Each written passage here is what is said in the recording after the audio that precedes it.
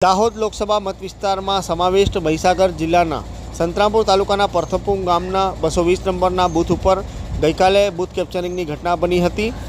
સંતરામપુર તાલુકાના ગોઠીપ તાલુકા પંચાયતના પૂર્વ તાલુકા પ્રમુખ રમેશ ભાભોરના પુત્ર વિજય ભાભોરે તે અન્ય એક યુવક સાથે મળી આ 220 નંબરના પરથપુર ગામના બૂથ કેપ્ચરિંગની ઘટના કરી હતી અને આ બૂથ કેપ્ચરિંગ કર્યાનો સમગ્ર વિડીયો સોશિયલ મીડિયામાં લાઈવ કર્યો હતો, જેમાં ભાજપ આપણા બાપની જ છે તેમ કહી સૂત્રો પુકાર્યા હતા। સાથે સાથે બોગસ વોટિંગ પર કર્યો હતો।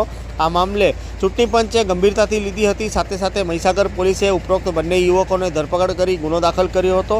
તો આ મામલે દાહોદના કોંગ્રેસના ઉમેદવાર પ્રભાબેન તાવિયાડે ચૂંટણી પંચમાં ફરિયાદ કરી હતી અને પુનઃ મતદાન કરવાની અપીલ કરી હતી। જે બાદ આજે ચૂંટણી પંચે આદેશ કર્યો છે, જેમાં આવતીકાલે 11 તારીખે આ 220 નંબરના બૂથ ઉપર પુનઃ મતદાન થશે।